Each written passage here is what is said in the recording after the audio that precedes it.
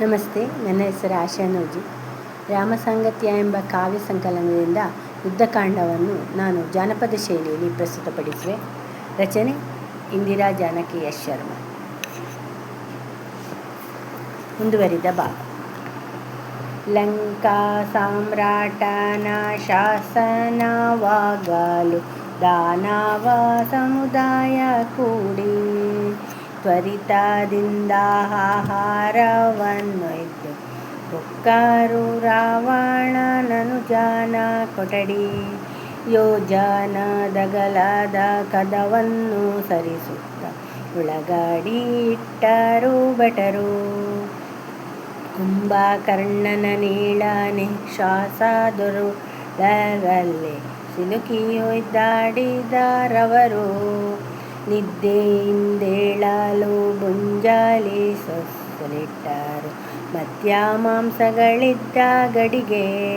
ಕೋಲಾಹಲದಿ ಸಿಂಹಾಸನದವ ಕೈದಾರು ಬೇರಿನ ಗಾರಿಯ ಜೊತೆಗೆ. ಮುದ್ಗರ ಮುಸಲದಿಂ ದೈತ್ಯ ಶರೀರವ ಹೊಡೆದಾರು ಸಾವಿರ ಮಂದಿ. ಕುದುರೆ ಆನೆಗಳನ್ನು ಹತ್ತಿಸಿ ಮೈಮೆ ಬೆಳಲಿದರುತ್ಸಾಹ ಕುಂದಿ. ಸಾವಿರ ದಾನೆಗಳೊಜ್ಜೆಯ ಹೇರಲು ಮಬ್ಬಿಗ ನಿದ್ದೆಯಿಂದೆದ್ದ. ಭುಗಿಲೆದ್ದ ಹಸಿವನ್ನು ಹಿಂಗಿಸಿಕೊಳ್ಳಲು ಮುಂದಿದ್ದ ಭೋಜವ ಮಧ್ಯ. ತಲೆಬಾಗಿ ನಿಂತಿದ್ದ ರಾಕ್ಷಸರನ್ನು ಕಂಡು ಅಚ್ಚರಿಗೊಳ್ಳುತ್ತಲವನು. ನಿದ್ದೆಯಿಂದೆಚ್ಚರಗೊಳಿಸಿದ್ದೇಕೆನ್ನುತ್ತ ಕೇಳಿದ ಕಾರಣವನ್ನು. ದಾನವ ಸಾಮ್ರಾಟ ಕ್ಷೇಮವಾಗಿರುವನೆ, ರಿಪುಭಯ ಬಂದೊದಗಿಹುದೇ. ಕುಂಭಕರ್ಣನ ಮಾತನಾಲಿಸಿ ಯೂಪಾಕ್ಷ ಬೇಡ್ದ ವಿಚಾರವ ಬಿಡದೆ.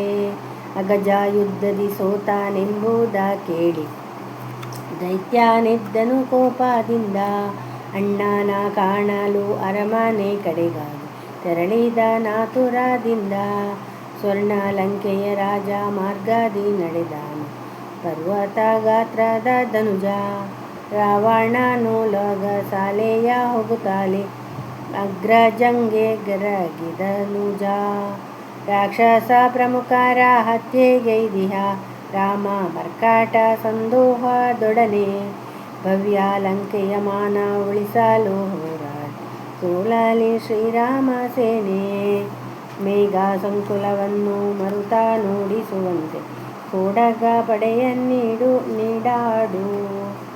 ಅಹವದೊಳು ಕೀಶಸ್ತೋಮವ ಚಂಡ ರಣಚಂಡಿಗಾಹುತಿ ನೀಡು.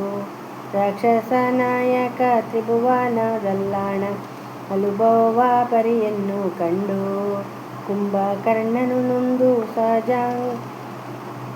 ಸಜಾತಂಗೆಂದನು ಪಾಪಕೃತ್ಯದ ಫಲವೆಂದು. ಕಮಲಾಲಾಸೆಯಿಂದ ಜಾನಕಿಯನು ಕದ್ದೆ ತಂಗಿ ಮಾನವ ಮುಂದಕ್ಕಿಟ್ಟು. ನೀತಿಯನ್ನೊರದಿಹ ತಮ್ಮನ ನುಟ್ಟಿದೆ ಗಡಿಪಾರು ಶಿಕ್ಷೆಯ ಕೊಟ್ಟು. ಅನುಜಾತನ ಅಪದೇಶದಿಂ ದಶಗ್ರೀವನು ಅಸಹನೆಯಿಂದಲಿ ನುಡಿದ. ಕಳೆದು ಹೋದುದ ಬಿಟ್ಟು ಮುಂದಿನ ನಡೆಗಾಗಿ ಅನುಕೂಲಿಸೆನಗೀಗಲೆಂದ. ಕೈಕಾಸ ಪುತ್ರನು ಧೈರ್ಯವನ್ನೊರೆದನು ಲಂಕಾಧಿಪತಿ ರಾವಣಂಗೆ. ಸಂತಾಪವನು ಬಿಟ್ಟು ಸ್ವಸ್ಥನಾಗಿರು ನೀನು, ಜಯವನ್ನು ತಂದಿವೆ ನಿನಗೆ. ಕುಂಭಕರ್ಣನ ಬಂದ ರಣತೂರ್ಯದೊಂದಿಗೆ ಉತ್ಪಾತ ಸೂಚಕವಾಗಿ ಕೈದುಗಳನ್ನು ಝೇಂಕರಿಸುತ್ತ ಸೈನ್ಯ ಹೊರಟಿತು ಅನುಗಾಮಿಯಾಗಿ. ಕಾಲದಂಡವ ಹೊತ್ತ ಆತಂಕನಂತೆಯೇ ನಡೆದು ಬಂದನು ಕುಂಭಶ್ರವಣ. ಮಂದರ ತಿದ್ರೆಯ ರೀತಿ ಕಂಗೊಳಿಸಿರೆ ದೈತ್ಯ ಓಡಿತು ವಾನರ ಗಡಣ. ಅಂಜು ತೋಡುವ ನಳನೀಲ ಗಾವಾಕ್ಷರ ನಂಗಾದ ಹುರಿದುಂಬಿಸಿದನು. ಎದುರಿಸಲಣಿಯಾಗಿ ನಿಂತರು ಕಪಿಗಳು ಆ ಮಹಾದಾನವನನ್ನು.